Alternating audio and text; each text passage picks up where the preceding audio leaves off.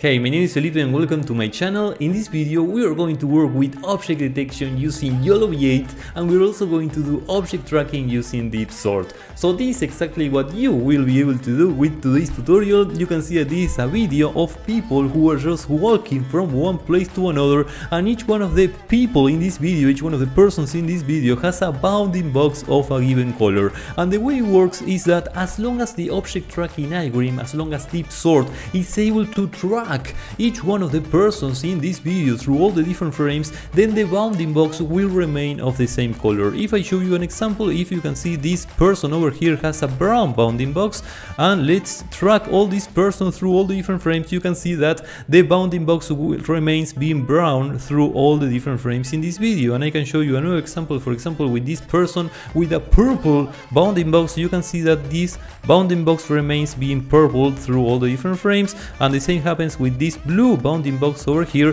which means that the person is being tracked through all the different frames in this video. So this is exactly the project in which we will be working today on today's tutorial, and now let's get started. So let's get started with this tutorial, let's get started with this object tracking tutorial, and let me show you the repository we are going to use in this project. This is deep sort official repository, and we are going to use a fork I made from this repository, which is this one. This is my account. This is a fork from the official deep sort repository, and the reason I made this fork is because I needed to make a change, a very small change, a very small edit in one of the functions. So I made this function TensorFlow2 compatible, right? I am going to use TensorFlow2 in this project, and I need to make this very small change. But other than this is exactly the same repository of deep sort. So this is the algorithm we are going to use in order to do object tracking. And now let me show you the object detector we are going to use in this project, because if we are going to track objects, if we are going to do object tracking, we definitely need data and we definitely need annotations, we definitely need detections on which to do some object tracking, right? So this is exactly the algorithm, the object detector we are going to use in order to produce the detections we are going to input into deep sort, right? So we are going to use deep sort as an object tracking algorithm, and we're going to use Yolov8 as an object detector, right? So this is Yolov8 official repository, and we are not really going to use the repository itself, but we are going to call Yolov8 through a Python package. Yolov8 is available through a Python package, so this is exactly how we are going to use it. But this is only to show you how the Yolov8 official repository looks like, and I'm going to post a link to this repository in the description of this video. So now let's continue, and now let me show you the data we are going to use in this project. This is a video we are going to use in order to test how the object detection works and how the object tracking works, and you are probably familiar with this video. This is a video which is very commonly used in this type of tutorials on object tracking, right? So you are probably familiar with this video already, and you can see that this is a video of many people who are just walking around one place to another and so on. So we are going to use this video in order to test everything we're going to do on today's tutorial. So this is the video, this is the data we are going to use today. Now let's go to PyCharm, because I need to show you a file I have created. This is something like an auxiliary file I have created, which is going to make things much simpler on today's tutorial. It's going to help us a lot on everything we're going to do today, because this file is called tracker.py, and it contains a class which is called tracker. And this tracker is basically a wrapper around deep sort, right? We are going to use deep sort, but we are going to use it through a wrapper I created in order to make things much simpler, and in order to make all the process much more straightforward and much better. You can see that this wrapper has a few functions, and the idea of these functions is to just grab all the complexity and all the different details of how to use deep sort, so we don't really have to mind about all this complexity, and we can just use deep sort from a very high level using this wrapper, right? And a very small detail regarding this wrapper is that you can see I have hard-coded this path, which is the path to a model which deep sort needs in order to compute all the process and so on, right? In order to compute all the object tracking. this is a file, this is a path I have hard coded into this wrapper. So please remember to download this file, which I'm going to tell you exactly where it is in the description of this video. And please remember to save this file in exactly this location, right? If I show you my root directory, which is this one, you can see that I have created a directory which is called model data, and inside model data I have these 3 files, right? Please remember to follow the same structure, because otherwise this is not going to work, because this is hard coded, right? So please remember to do that, or please remember to edit this line so you can specify the location, the path to the model, right? Because you definitely need this model in order to run this algorithm. So that's pretty much all you need to know about the repository we're going to use, about the algorithm we are going to use, about the object detector we are going to use, the data, the video we are going to use in order to test the performance of today's tutorial, and this wrapper I have created, right? I have already shown you all these details, and now we can just start with our tutorial. We can start with our coding, right? So the first thing we're going to do is to clone this repository, deep source repository, but we're going to clone my fork, the repository I have forked and the changes I have made. Otherwise it's not going to work. Otherwise it's not going to be compatible with all the dependencies I have specified for this project. Let me show you super quickly the requirements file, and you can see that I have also specified the Python version I'm using, which is Python 3.7, and this requirement, which is TensorFlow 2.11. We need to make these small changes I show you over here in order to make this compatible with this TensorFlow version. So now we're going to clone the deep source repository I have forked. So we're going to clone the one that's in my account, and I'm going to copy the URL, git clone, and that's pretty much all. So I have cloned this repository, and this is, if I refresh, this is where the repository has been cloned. Because you can notice that if I go back to tracker.py, at the top of this file, you can see that there are a few imports which is importing files from deep source. Now, this is not going to work unless you clone deep source repository, so please remember to do it as a first step. So that's pretty much all. Assuming that you have already installed all the requirements, that you have already cloned deep source, that everything is just completely ready and you can just start working on this project, this is how we're going to do. We're going to take it one step at a time. It's always a good idea to take projects one step at a time. So let's start by importing OS and by importing OpenCV. Now let's define the location, the path to the video we are going to use, and in order to move one step at a time, the only thing I'm going to do for now is just reading this video, loading this video, and I'm going to display one frame at a time, right? I'm going to display using imshow one frame at a time, so we make sure we can read the video and we can visualize the frames in this video. That's what I'm going to do in order to get started on this project. So the video path is in ospath join data, and the video is called people.mp4, which is a very appropriate name for this video because it contains people. Right? It contains people walking, so it should be something like people walking.mp4, but people mp4 it's just fine. So now I'm going to call cv2.video capture, and I'm going to specify this video location, which is here, and this will be called cap, right? Let's take it one step at a time. Now what I'm going to do is I'm going to read a frame from this video, so cap.read, this will be read frame, and now while read, I'm just going to visualize frames from this video. So cv2 imshow, this window will be called frame, cv2 wait key 0. Sorry, I'm going to specify Something like 25 milliseconds will be just fine. And obviously I have to read a new frame, so read frame equal to cap.read, and I'm going to release the memory before I forget, and I'm going to destroy all windows by calling this command. Okay, so that's pretty much all. So let's see if we can execute this piece of code successfully. Let's see what happens, and you can see that we are just looking at the exact same video I showed you a few seconds ago. We may need to adjust the these 25 milliseconds because I have the impression it's running a little faster than in the original video, but it doesn't matter. This is only to show you that we can successfully execute this video, and we can read this video, and we can just display one frame at every time, at every execution.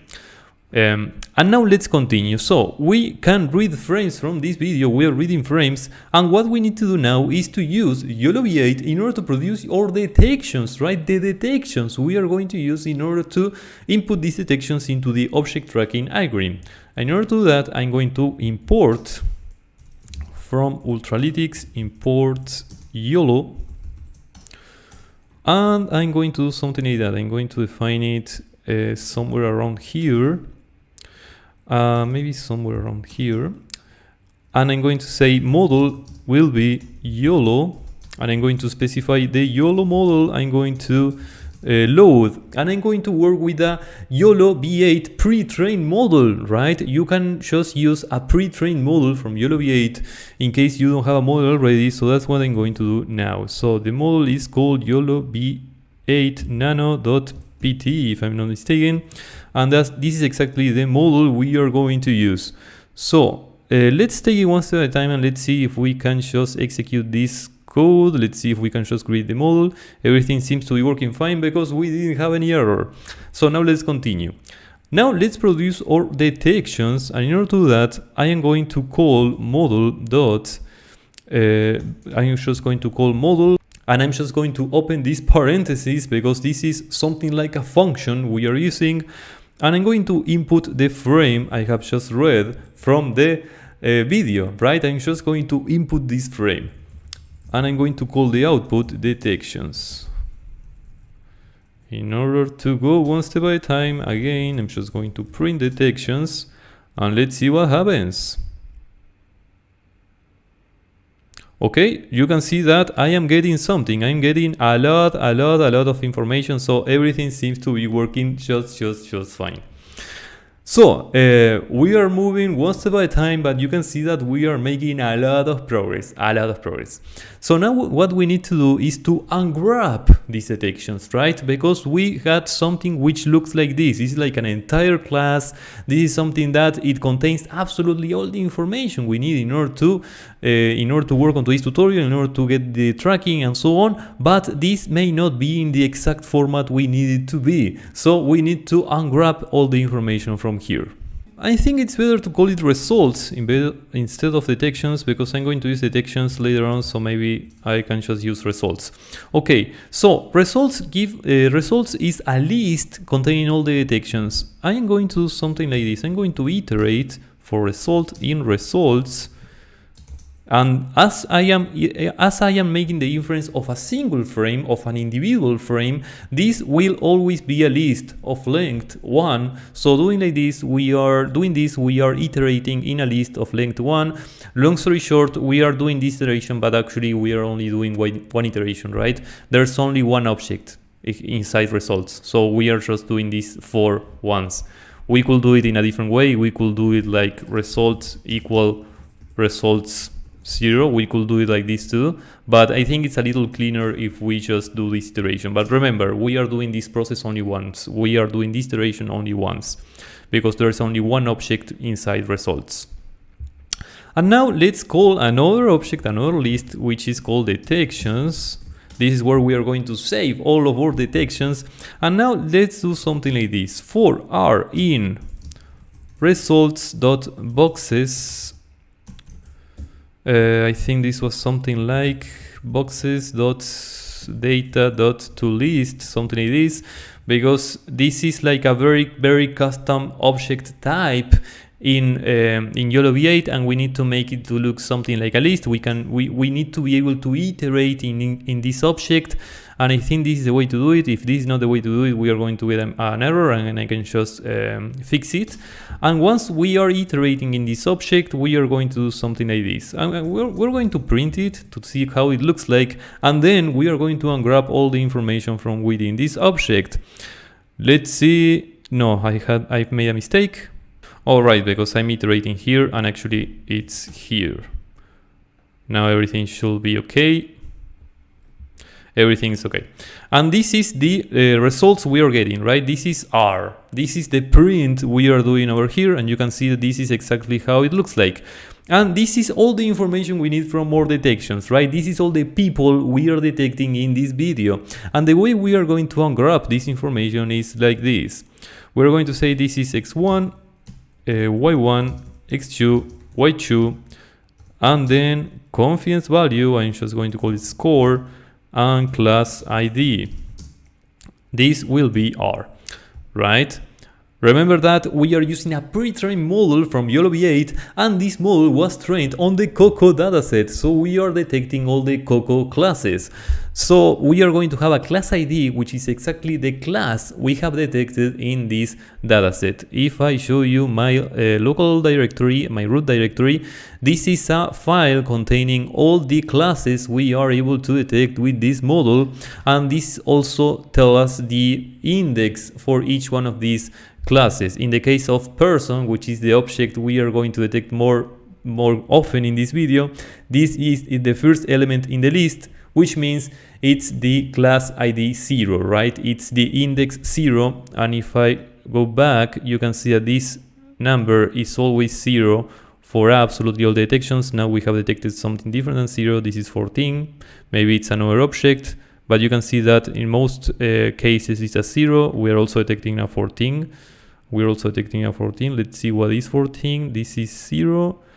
So 14 is bird. We are detecting birds in this video. Maybe, I don't know what's going on. Maybe we're detecting these birds with a very low confidence, or maybe there are birds I haven't noticed, or maybe it's a misdetection. It doesn't matter. Now let's continue. So these are the detections we are getting. We are unwrapping all these detections, and now it's the time to call our wrapper, right? Now that we have successfully unwrapped absolutely all the detections from Yolov8, from this Yolov8 object detector, now it's the time to call deep sort object tracking in order to start doing our tracking. And I'm going to do something. I'm going to detections.append, and I'm going to create a list which is x1. I'm just going to save all of this, right? This is all the information deep sort needs in order to do the tracking. And now we have the detections. The only thing we need to do, is to call the tracker. Maybe I can do it as an integer, otherwise I may have a problem. Or maybe another way to do it. Maybe another way to do it is do it here. So we just read everything as integers. Let's say x1 equal to int x1, and let's do exactly the same for all the other variables. This is a little noisy, but it's okay.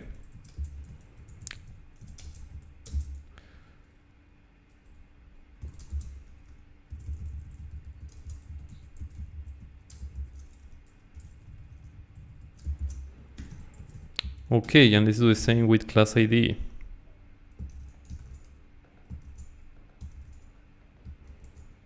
Okay, everything's okay.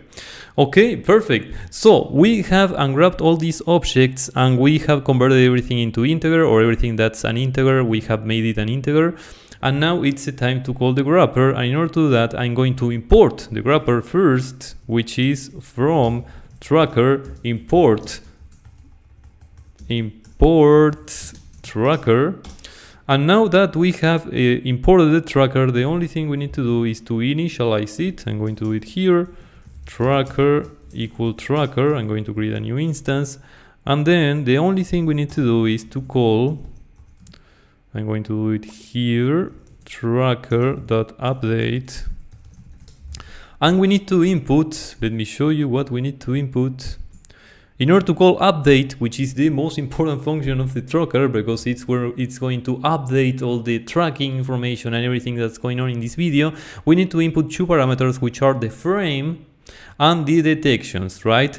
So the detections we have just created, exactly the same object we have created over here, and then we also need to input the frame.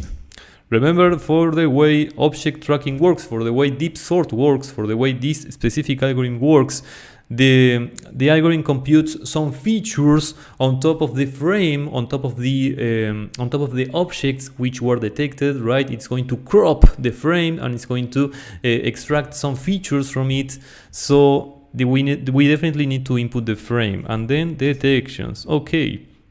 And now the only thing we need to do is to iterate in all the tracks in this algorithm. So I'm just going to call for track in tracker.tracks, and this is what we are going to do. I'm going to access the track bounding box, right? This will be the bounding box, and then I'm going to access the track ID, which is the most important information from the object tracking algorithm, which is going to be the ID the tracking algorithm has assigned to this object, right? So track ID will be track.trackID. Okay, and that's pretty much all.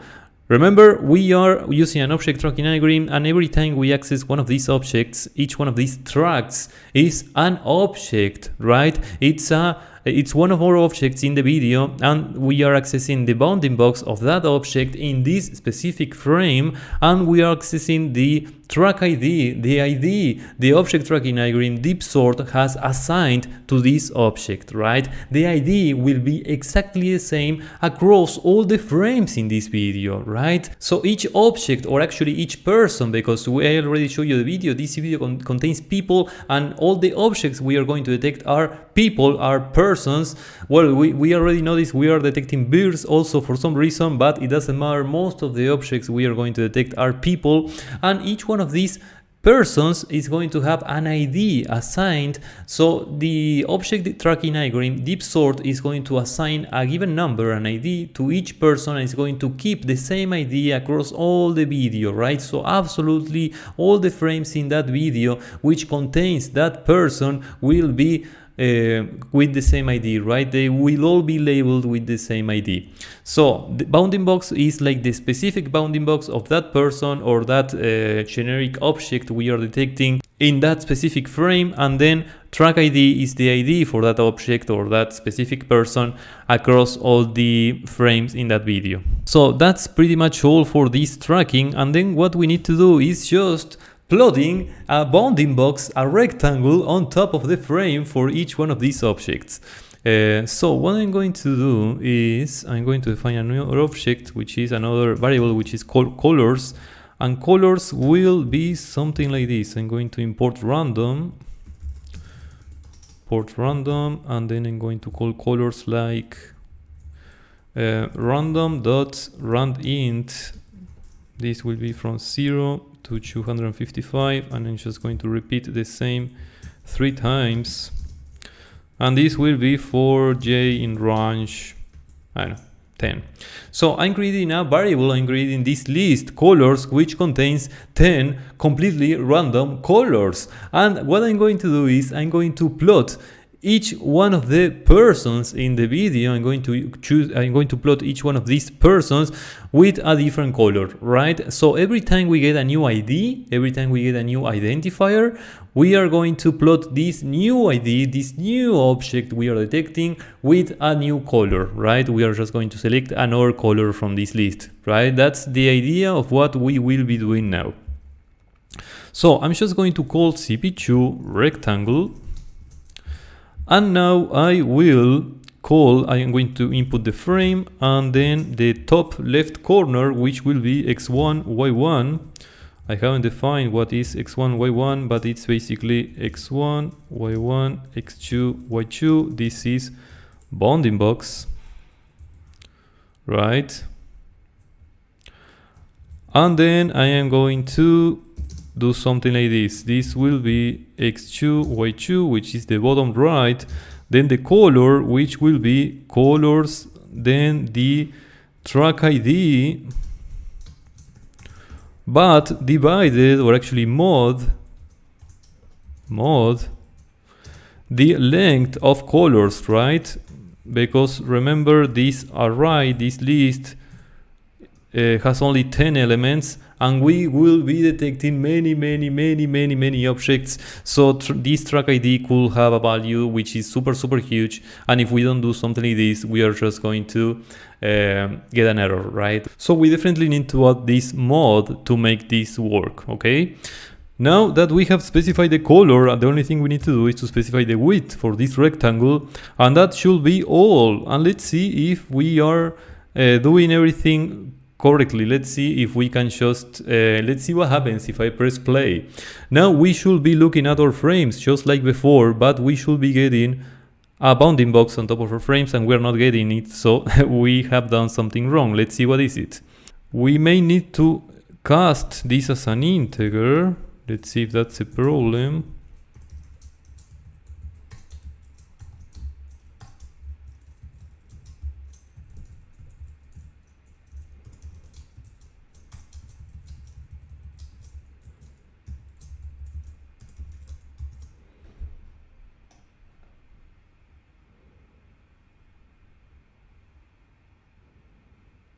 Yeah, that was a problem. I needed to cast everything as an integer. And you can see that now we are getting exactly what we should be getting, which is our video. We are getting one frame after the other. We are not getting a real-time detection, obviously. We are executing deep sort, and we are also executing Yolov8, and we are running everything on a CPU. So we are not getting a real-time detection. And we are plotting many different objects. So deep sort it's computing different features and doing different things for each one of the objects you can see in this image. So yeah, we are doing many stuff. We don't have a real-time execution, but nevertheless you can see that everything seems to be working just fine. Everything seems to be working super properly. So the only thing we need to do now is to save this video back to our computer. We have already solved this problem. Everything is ready. Everything is absolutely solved. We have implemented the object detection using Yolov8, and we have done the object tracking using deep sort. So everything is ready. The only thing we need to do now is to save the video back to our local computer, so we have the video with all the different frames and with all the different detections and so on, and we can analyze this video in a much better way if we have the file in our computer. But everything is ready. We should be super happy with ourselves because we have solved the problem already. And what I'm going to do is I'm going to create a new object. I'm going to create it here. Which is cap out, and this will be CV2 video writer, and I need to specify the location of where I'm going to save this video, which maybe I can say something like video out path.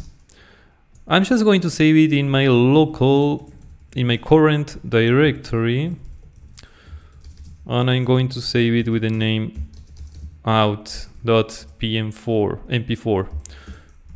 It's exactly the same. You can choose another name, you can choose another location, but it's exactly the same. And now we need to input a couple of values, and now it will be much better if I can just look at this file. These are the two values we need to input.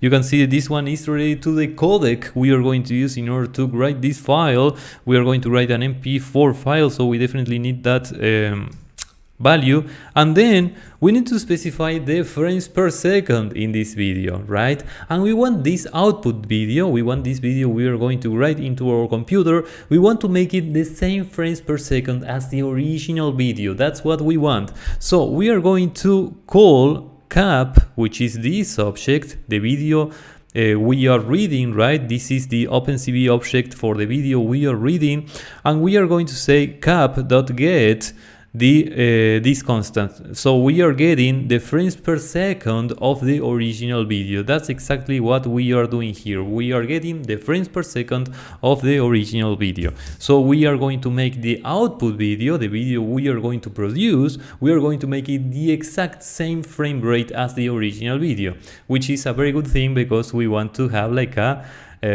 real experience, right? We want to look at this new video and we want to make it as similar as possible as the original video. And then we need to specify the size, and I'm going to say this will be frame.shape 1 and then frame.shape 0, and I'm going to press enter. Okay, so that's pretty much all, if I'm not mistaken. So I'm just going to take this cap out, I'm going to take this object and I'm going to write the frame here just before I read a new frame. I'm going to write the previous frame, and the previous frame, you can see that it's the one I have just drawn all the rectangles on top. So this is exactly the frame we need to write. And now I am going to release the memory from cap out 2.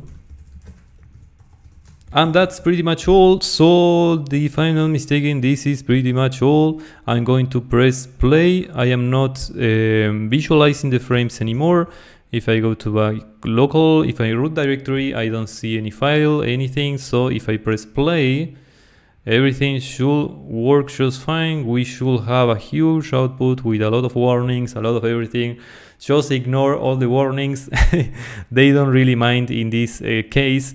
So yeah, we are getting a lot of outputs, but nothing is going on, right? We're not getting any error. And if I go back here, you can see that a new object called out.mp4 has been created, and it's just writing all the frames in my code. So now the only thing we need to do is waiting until this code executes absolutely all the frames, and it just writes absolutely all the frames. So I'm just going to pause the video here and I'm going to fast forward when this is completed. Okay, so the execution is now completed, and let's see our video. Let's see how our video looks like. This is the video we have generated, and you can see that we have different colors for different IDs, for different objects, or for different people we have detected. And you can see that and you can see it's working pretty well. If we look at, for example, this person, you can see that it's a very stable detection. We are detecting absolutely the same person in absolutely all the frames. The color is always the same. If the color is always the same, means it hasn't detected this person as another person, but it's always the same person. And the same happens with absolutely all the people I'm seeing over here. Maybe there are a few misdetections. For example, here I see it goes a little crazy. The detection it's not 100% proper, and there may be some other misdetections maybe over here, and maybe in those cases where we are not getting a good detection. But nevertheless, I would say this is a very good result. So this is going to be all for this video. This is exactly how you can implement an object tracking algorithm using deep sort, using an object detector as Yolov8, right? So, and now that I realize, I see that we are only seeing people, we're only detecting people, and I don't see any bird through the entire video, right?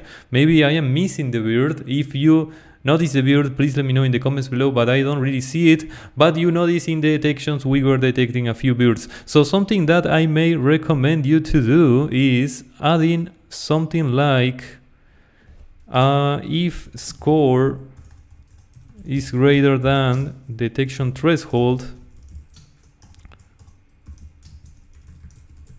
then and only then save this object, this detector, these detections into this list, right, into the detections list. And I'm going to define detection threshold as, I don't know, maybe 0.5. Let's execute it. Let's see if everything works properly. Everything should work properly because it's only like a very small edit.